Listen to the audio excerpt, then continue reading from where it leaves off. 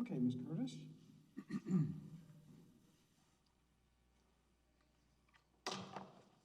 Good afternoon or morning, Your Honors. Martha Curtis, representing the plaintiff appellant. So you know your job is to tell us what to do with Q Clothiers, right? What to do with Cajun Conti? Q Clothiers. The Q Clothiers Cajun case. Conti is a different court. I'm sorry, what? Cajun, I mean, I'm sorry to interrupt, but I couldn't hear you. Q Clothiers is our precedent. Yes, oh, well, you don't need to follow a state intermediate appellate court decision. You've said in your, Q Clothier, of course, you have Q Clothier, of course, you have Louisiana Bone and Joint. You have your own precedents on this issue with the insurance coverage. We have to follow it. And you have to follow them under your case in Farnham, where you say a state intermediate appellate court decision, one, is not sufficient for us to overcome our precedents. We have to wait for a state Louisiana Supreme Court decision or multiple appellate court decisions. I'm well aware of that. Cajun Conti right now is a petition for rehearing filed in the Fourth Circuit. There's an opposition coming up. I'm well aware of your precedent. The only thing I want to say in contact with that precedent is you say you want to wait for additional Louisiana appellate decisions. Unfortunately, in this COVID-19 insurance issue, every single case gets removed to federal court. There are no Louisiana appellate decisions that come down. The only reason you have Cajun Conti is because it was Lloyd's of London, which Lloyd's never will reveal who their names are, so you never can remove it.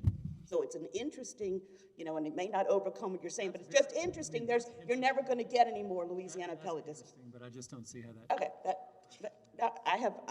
I'm not arguing you to overturn your precedent. I'm just telling you the current status of where we are, and I won't waste your time arguing about the issue at all. Very much appreciate that. Okay, so what we could argue though about is the claims against the agents and brokers.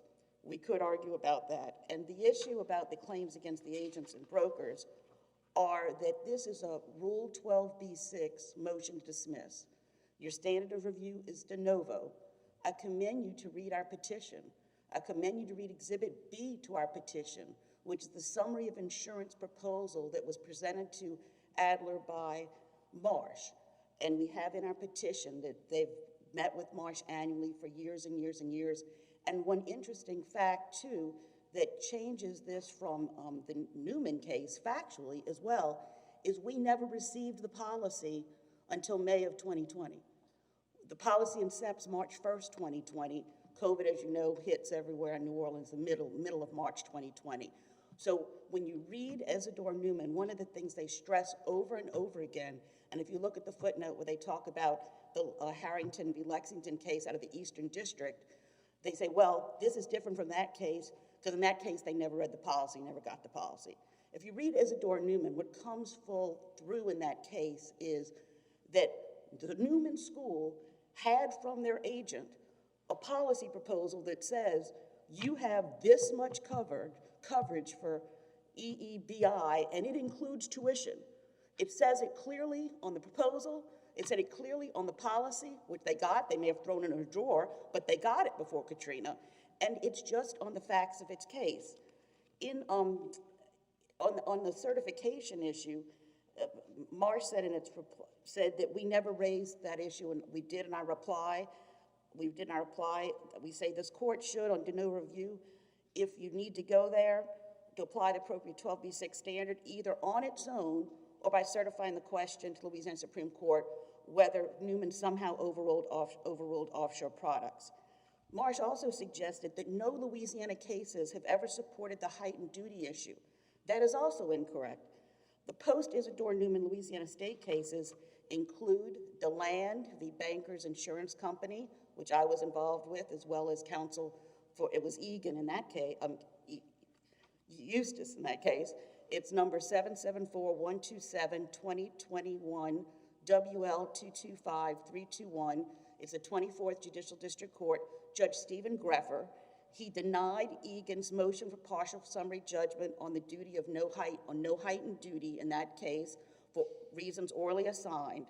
In the transcript, he said, I read both Newman and offshore, and I don't see where Newman does anything to overrule offshore.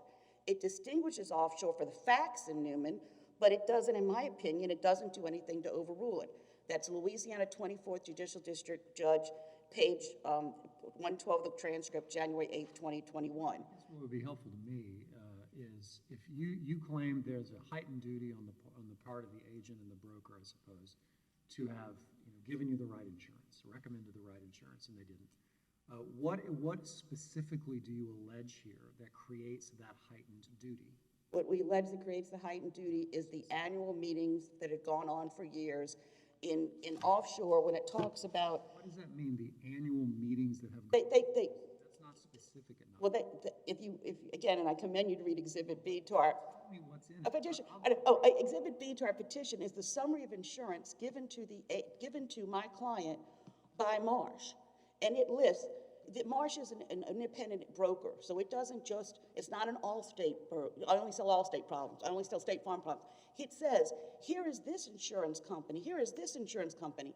This could give you this limits. This could give you that limits. In it, it says, we recommend you maybe buy coverage for this, or you maybe buy coverage for that. That summary of insurance is what a professional does when they recommend and advise, and what agents and brokers want to do, and this is why I love the case offshore again, they want to be professionals for preemption, right? They want to use the lawyer 1 year, 3 year, like doctors, lawyers, accountants. We're professionals, so we want to have the 1 year when you knew or should have known, or the 3 year preemption. But then when someone has a claim against them, all of a sudden they work at McDonald's and they're order takers. I have nothing to do. I don't know anything about your business. I've gotten premiums from you for 10 years, but don't expect me to advise you about anything. But what happens is what we cite in our petition, and again, all of our petition has to be taken as true. It's a 12b-6. It's the same thing in VCS and the same thing as SECA. Chief Judge Brown ruled on a remand motion that with the same 12b-6 analysis, and I did the petitions on both of those cases, so I know what was said. It was the same type of allegations. She said they're sufficient to allege. We're not saying we're going to win. Ultimately in DeLand, after he denied that there's the motion for summary judgment, no heightened duty, the case was settled. He also said it was fact-intensive question for the jury. It's for the jury to decide if there should be a heightened duty in the situation.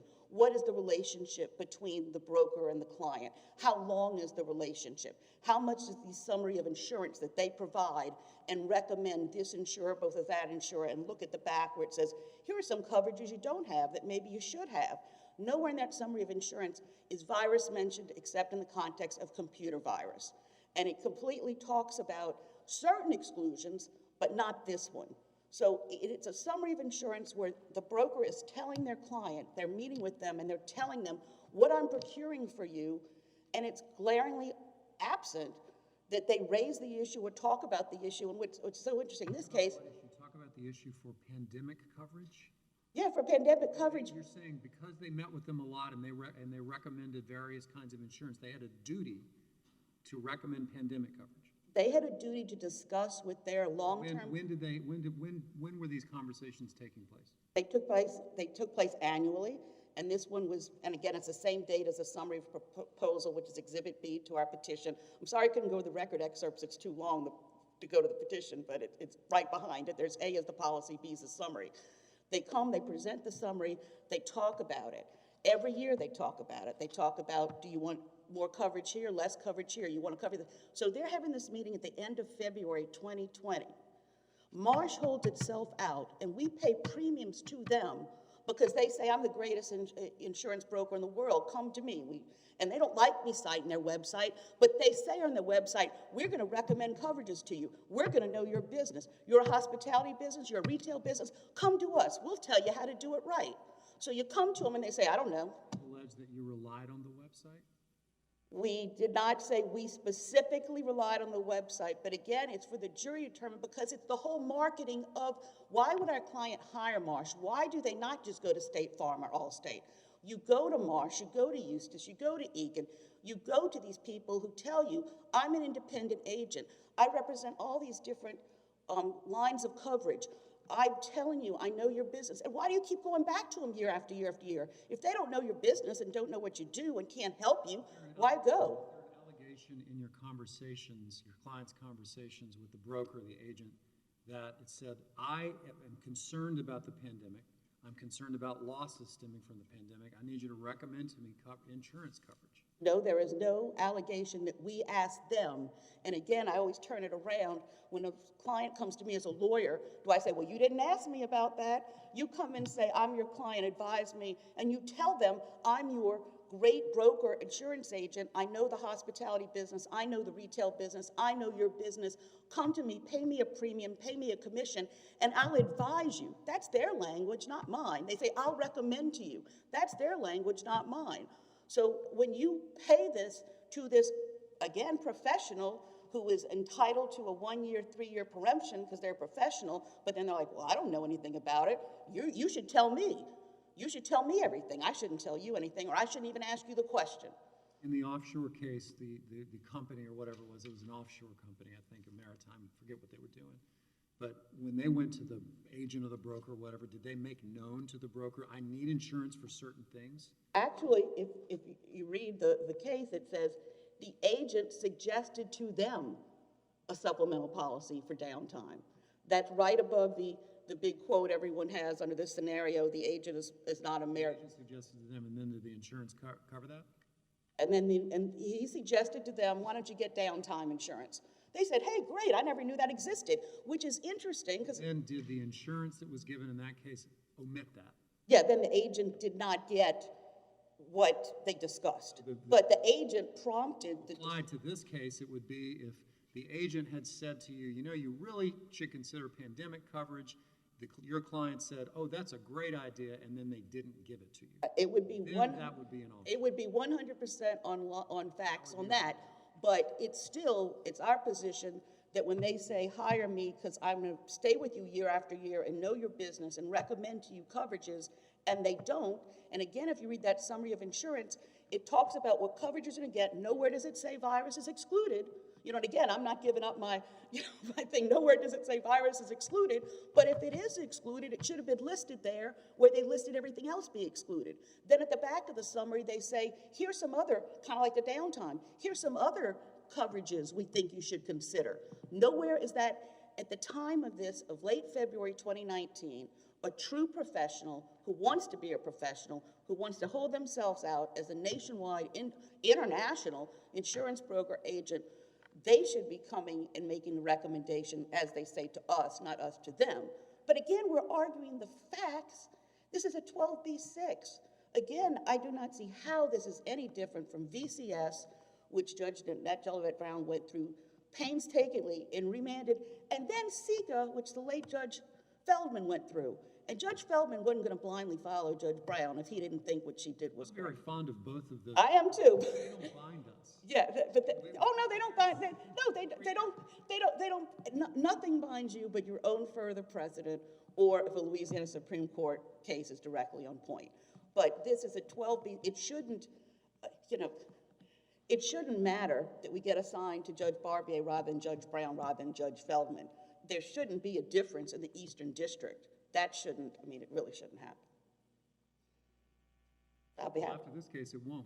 Okay. I mean, I just don't understand the argument. That's why we're here, to figure out what the proper standard is. I mean, Yeah. I understand different judges have different views on things. Well, and the whole thing too, what I wanted to say too, in the state court, I just read to you the 2021, and you can, it's on Westlaw in DeLand, where Judge Greffer's, what I just read about, and what's on Westlaw is the actual judgment denying Egan's motion that there is no heightened duty. But I can, if your honors would like, I can give you the transcript that it says for the reasons orally signed, but what I just told you. But besides Judge Greffer, Judge Darensburg, who is also in the 24th JDC, made the exact same ruling on February 21st, 2020, in Parkway Presbyterian Church for insurance underwriters on a peremptory exception, no cause of action. Again, the agent broker said there's no duty, whatever, and she said they've alleged it on a peremptory exception, no cause of action. They've alleged enough facts. I'm not saying you're going to win, but you don't get out on peremptory exception, no cause of action, which is the same thing you don't get out on a 12b-6. It's the same standard of all inferential, all doubts ruled in favor of the plaintiff. All right, thank you, Ms. Curtis. You've saved some time for rebuttal. Okay, thank you so much. Gallagher?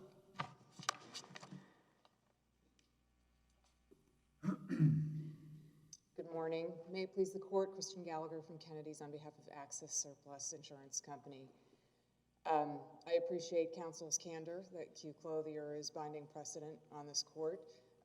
That said, Cajun Conti is wholly distinguishable from this particular case because the Lloyd's policy language at issue in Cajun Conti is very different than the Access policy language here. I don't believe I need to get into that, and while it is a pleasure, I'd like to cede the rest of my time to my co-counsel. Unless you have any questions. I have one. Okay? So I'm a little bit puzzled by how our rule of orderliness interacts with Erie. And I'm sorry, I didn't. How our rule of orderliness. So as we've noted, and as I gather both sides agree, we're bound by Q Clothier, whether it's right, wrong, or otherwise. But it is odd, isn't it, that means that we give precedence in an Erie guess to a federal decision over a state decision. I don't think it is, frankly, Your Honor, given some prior decisions of this court. This court has said on multiple occasions that you are strict stare decisis, and while I left my notes over there, I believe the case is Broussard, in which this court has said that a panel must follow a prior panel and must not look into a supposed state confusion over a particular issue. Here we have Cajun Conti is by far precedent in Louisiana right now. It is but one appellate division decision in which there was a 3-2 ruling. The dissent in that case by Judge, forgive me, again, I wasn't expecting to continue, but the dissent in that case was actually written by the same judge who wrote the Witter case, which is the case that the majority in Cajun Conti relied on. And in that case, in the dissent of Cajun Conti, the judge who ruled in the dissent wrote that in Witter, there was tangible physical damage because in that case, which was a lead paint remediation, you necessarily had to destroy walls, et cetera, but he specifically said in his dissent, that doesn't happen in the context of COVID. There is no physical damage, and he reiterated that that is a requirement for business income and extra expense coverage under a commercial property policy, which is exactly what this court held in Q Clothier and in Louisiana Joint and Bone. And, of course, that is not clearly wrong under the standards that this court has set out about the Erie Doctrine, because every other federal court in this country, 10 so far, in 74 decisions as of yesterday, have ruled exactly the same way. Every other appellate court in every state, other than this immediate appellate court, 1 of 5 in Louisiana, has held the exact same way. Well, I don't need to tell you that Louisiana state law is often different than the state laws in the other 49 states of our country. I'm curious how many intermediate Louisiana appellate courts would have to agree with Cajun Conti before a federal court, including a federal district court, could do otherwise to ignore Q Clothier, basically. Well, Your Honor, I believe that it would have to be, and actually counsel admitted that, it would have to be the Louisiana Supreme Court. So in your view, it could be all of the intermediate courts could say Cajun Conti's right, Q Clothier's wrong, and we would still follow Q Clothier? Yes, I believe that is correct, because this court has also held that in Louisiana specifically, because Louisiana law relies on code and statute, and that the common law or decisions of the court are only secondary, this court has actually held that very proposition, that it would have to be the Louisiana Supreme Court.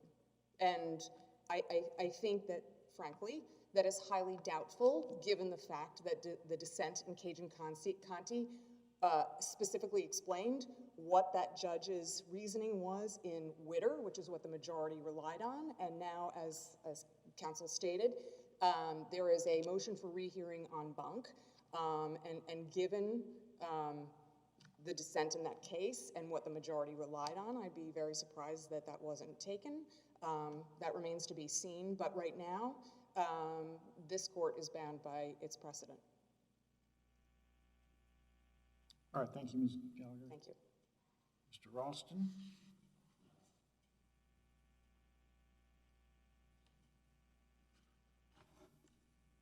Good morning. May it please the court. Chris Ralston on behalf of the appellee Risk Placement Services Incorporated. I'm going to address briefly the arguments, and obviously we represent Risk Placement Services, the wholesale broker in this case. But with respect to both brokers, we ask that the court affirm the decision of the district court below. The district court was called upon on the Rule 12b-6 to decide whether the plaintiff, Adler, had stated facts to sustain a well-pleaded claim against the brokers.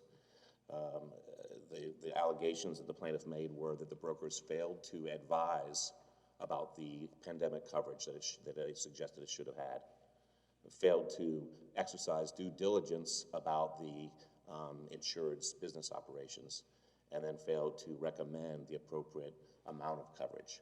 The court examined, as it should have, the Isidore Newman case, Isidore Newman versus J. Everett Eves by the Louisiana Supreme Court from 2010, and under Twombly and this court's decision, Inland Soam versus U.S. Wired, found that there weren't enough facts alleged that could sustain a claim.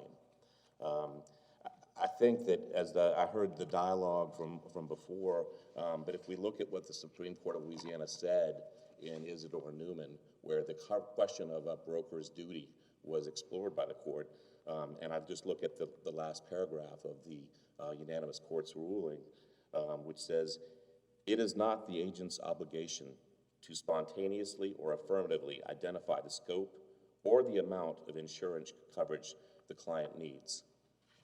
The court also reinforced the well-settled principle in Louisiana that it is the duty or the obligation, as it said, of the insured to read its policy and to know its contents. And I think both of those principles override the issue here, which is that there was a renewal over a period of years. This is not the only reason why the 12b-6 was filed. There were other dispositive defenses to the claim, but I believe the district court certainly got it right. There was no independent duty for either the retail broker and certainly not the wholesale broker. I understand counsel's argument to be that because this is a Rule 12b-6, the district court had to accept everything we said is true. And I may not win today, may not win later, but you've got to let me go forward. I don't believe that's consistent with Twombly. The court doesn't have to put blinders on. Judge Barbie understood the allegation that they had a website, and as Judge Duncan, I believe you noticed, there was no allegation that made that they relied on that website, nor frankly in any of these cases, and counsel is right, both state and federal court were dealing with this scenario. And here's what's happened. Restaurant, jewelry store, medical clinic file suit against its insurer. When it determines it doesn't have coverage, it tries to make the broker the insurer. And then that's what's happening here. If they don't have coverage, they say, well, surely you, broker, should have made sure that I had the right coverage. We've also got to assume that if you had recommended it, and I think Your Honor asked about the offshore decision, would I have gotten it? Which is another big assumption. But in any case, I don't think we have to get to the policy or the reason the Supreme Court of Louisiana said it is not the broker's duty to recommend, to go out of its way. Who best to know the insured's operations but the insured? And then reading its own policy, as it's its obligation to do, can make that determination. When somebody walks into the insurance broker, and I forget where RPS is in sort of the chain here. The wholesale broker, Judge. So you're one step removed from the insurance. We by definition don't ever have any contact with it. You're one step removed, but somebody walks into an insurance agent and says, look, I'm really, really worried about this pandemic. I heard that in Shanghai they were shutting down businesses left and right. I need your help. Does that create a heightened duty on the agent to say, yeah, you know, you really need this kind of coverage, and you asked me about it, so I have a duty to tell you what kind of coverage you need. Speculating on that hypothetical, that might be different, Judge. I believe the Supreme Court did address that the agent's duty is satisfied when they procure the coverage that has been requested. And so that's maybe for another day. That's certainly not what happened here. And my only question, I guess, to both sides is something like that alleged in this case? There was no allegation of that, Judge. And frankly, I think you've already noticed it, Your Honor, that the offshore decision involved a case where the agent suggested this downtime coverage. The insured said, I'd like to get it, and then at the end of the day, the agent didn't procure it. That was a failure of their duty. But we don't have that here. We don't have any allegation of that here. And with respect to RPS, I don't see any scenario where the wholesale broker could ever be held to have some duty for someone that they frankly don't speak to, don't know, don't have any contact with. And to be honest, even the website argument wouldn't apply because the insured doesn't even know who the wholesale broker is going to be until maybe after the policy is procured. And so I will leave time for Marsh to address more of the retail broker issues, if any. I don't think there's any need for certification. I'll just briefly mention the Supreme Court of Louisiana spoke in 2010, and I don't think it's appropriate to ask the Supreme Court whether they really meant what they said in 2010. I think everything that is needed to be decided to affirm the district court's decision is contained within the Isidore Newman Everett Eves decision and the four corners of the complaint that the plaintiff appellant filed. So we would ask that this court affirm the district court's decision. I appreciate your time. Thank you, Mr. Ralston. Mr. Teske, if I'm pronouncing that right, or correct me if Pronounced that correctly, Your Honor. Yes, thank you.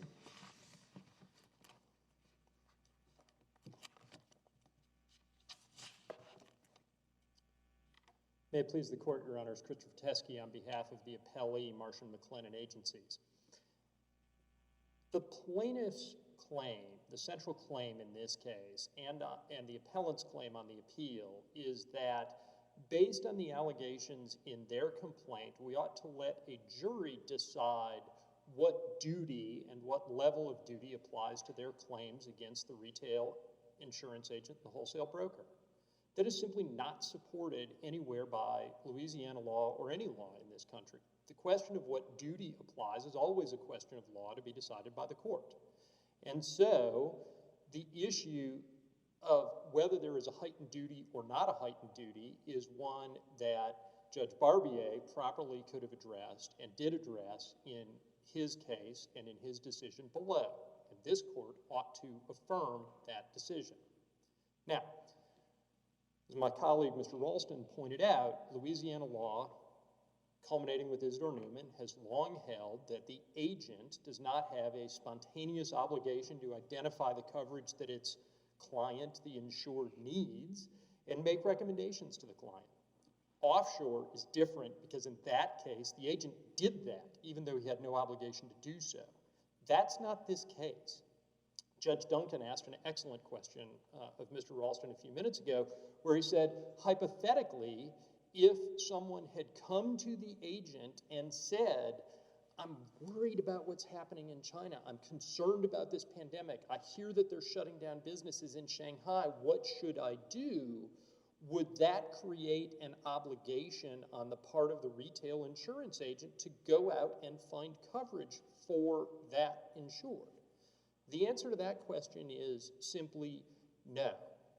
At best, it would require the agent to say to the client, I can look and see if there might be insurance for that. I can ask my markets if we might be able to do something and get you a quote if they will, but it does not obligate the agent in the first instance to recommend that they go and look for that coverage. Would it be different if in response to that inquiry, the agent said, oh, sure, I can find you that. Here's a product, and it turns out it doesn't cover it? That would be different, Your Honor. That sounds like offshore. That would be different. It's really not offshore because the agent isn't the one recommending it in the first instance, but it's Newman. And in that case, if the agent led you to believe that it was covered, then yes, then the agent would have a problem. But that's not the case here. As you've correctly noticed, there's no allegation that they asked for the coverage. And no Louisiana court has ever imposed an obligation on an agent to do anything different than get the insured the coverage that they asked for, to get them what they requested. That's the starting point for any claim against the agent. Did you ask for the coverage? Opposing counsel concedes in her argument that there's no allegation in this complaint that they asked for pandemic coverage. Indeed, when you asked about the relationship and the communications between the retail agent and the insured in this case, and you said annual meetings don't do it, you have to show me something more, she points you to Exhibit B to their complaint, which starts at Record on Appeal, page 115. And she says, well, that's more. That's where they did something else. That's where they made recommendations. But, Your Honors, I commend to you the paragraph at the very bottom of Record on Appeal, page 115, which says, this summary of insurance is derived from information you have provided to Eustis Insurance and Benefits, including your specific coverage requests. Again, just like Louisiana law, the starting point for the quote that they received is what the insured, you, told Marsh, the agent, you needed, what coverage you wanted. As importantly, if you turn further into the back of that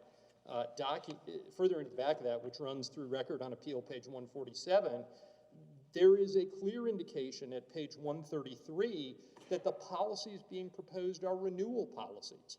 At page 133 of the record, there's a premium summary that compares all of the coverages that Adler had the prior year for 2018-2019 to all of the coverages that they were proposing to buy for 2019-2020. Reading that page alone, just like Isidore Newman, the insured could have easily discerned that they were not getting coverage for pandemic-related losses and could have said something and asked if that coverage was available. As importantly, if you turn further back in the record to page 140, they're advised that this doesn't cover the enforcement of ordinances or laws. If the government enforces a law and closes you down, this policy won't cover that. They're told that at page 140 of the record. So it's up to the insured, as a matter of Louisiana law, to say, I want something else. I want something different. There's no allegation that they did that, and because there's no allegation that they did that, and because my opponent concedes that they, in fact, did not, Judge Barbier's decision is manifestly correct. Counsel, I wanted to make sure you got out all your argument before I raise this, but I have a jurisdictional question that neither side has addressed, but as you know, we have to assess jurisdiction anyway. Of course, Your Honor, I understand. I'm looking at the notice of removal that Marsh filed Yes. on page 11 of the record, and it correctly notes the legal standard for LLC citizenship. It says that we assess the citizenship of the LLC based on the citizenship of the members. But then it just says that as to these three LLCs, the annual report, et cetera, et cetera, et cetera, there's a sole member, Coleman Adler II, who resides in New Orleans, Louisiana. And as I'm sure you know now, that residing and citizenship are different concepts, and we have precedent that says this is not an empty formalism, and the Supreme Court has precedent reversing courts of appeals for overlooking this. And so I'm curious if there's anything else something else in the record that I'm missing that would show me that Mr. Adler is a citizen of Louisiana. And I see that my time has expired. I assume I may answer your question, Judge Oldham? Yes. Thank you. There is something else in the record, which is the allegation in the plaintiff's complaint that Mr. Adler, the owner of the LLCs, is a citizen of Louisiana and that, in fact, he lives here. Moreover, while I understand that the court is obligated to confirm that it has jurisdiction, just as Judge Barbier was obligated to do below, Judge Barbier certainly went through that analysis and satisfied himself that he had jurisdiction over this, both in reaching his judgment with respect to Marsh and RPS and with respect to his separate order and reasons regarding coverage under the access policy. And just briefly, does he find that Mr. Adler is a citizen of Louisiana? Off the top of my head, I don't remember his exact words, but I believe he did reach that conclusion that he was a citizen of Louisiana and that there was no question about jurisdiction. Certainly, no one here has raised an issue about this. There's been no motion to remand, for example, on the basis that he's somehow not a citizen and that he has common citizenship with any of the defendants in this case. If there's nothing else, my time has expired. We would ask you to affirm the decision below. Thank you, Your Honors. Thank you, Mr. Teske. Ms. Curtis? Save time for rebuttal. Just to respond to Judge Oldham, I believe that 2 Louisiana appellate decisions, given your FDIC form, if you look at that decision, it says 1's not enough, but 2 are enough. And again, this is interesting too, because Cajun Conte is a 5-judge panel, Or not which is enough to do what? for you to then look to the Louisiana state law and rather than follow your precedent. You're saying that if the Fourth Circuit and then some panel of the Fifth Circuit or I the believe- Second Circuit, that's enough to overturn our binding published precedent? Yes, under FDIC, I looked it up last night. FDIC versus Abraham, Yeah, I looked it up. I specifically researched this last night, 1998 decision? and it said that 2 intermediate appellate decisions were enough. 1 is not enough. Neither a clearly contrary subsequent holding of the highest court of the state nor a subsequent statutory authority squarely on point is available for guidance. Yeah, So I read have that to this. say, unless the Louisiana Supreme Court says, no, we're changing Louisiana law, or the Louisiana legislature says, we're changing Louisiana law, our prior precedent is binding. Is that not the case? There is, and I can get you the site. I looked at this last night. There is your decision that says 1's not enough, but multiple is enough. Talking about a 1998 decision Yeah. written by Judge Wiener. It may be FDIC. When I realized 1 wasn't enough, I didn't print it out and respond it, but I did. I'm sorry, what sense does that make? I mean, how many, there what, 5 circuits in Louisiana? Well, We have 2? the sense is that it's Erie. The sense is it's Louisiana law. The sense is this is federalism. The sense is that Louisiana should determine its own. I went to law school in Louisiana. I- Intermediate state appellate courts in Louisiana don't make the law in Louisiana. They don't make the law, but Not they even, as a inform. matter of fact, not even one decision of the Louisiana Supreme Court makes the law. No, it have to be jurisprudence constant, and it doesn't make the law, but you are bound to go to Louisiana decisions, and you said it in this, and again, if you want me to send the site, I'm just answering Judge Oldham's question, and it's our position that based on your previous decisions, 1 is not enough, 2 should be sufficient. Because of federalism, because the whole point is we shouldn't have a different result if you're in Louisiana state court or if you're in Louisiana federal court under Louisiana law. It means in diversity, this court acts like a Louisiana court, and Louisiana courts don't act like that. I don't disagree with you, Judge Duncan, that Louisiana courts go to the code and go to the Supreme Court if it's jurisprudence constant. I'm just telling you what this one case said because I specifically looked this up last night in response. I said, is 1 state intermediate decision enough? And there is a decision from this court that says it has to be at least 2 or multiple. And just briefly, we don't want to go to the jury. We just want to get to summary Your judgment. time has expired now. Okay, thank you, Your Honors. Your case and all of today's cases are under submission, and the court is in recess until 9 o'clock tomorrow.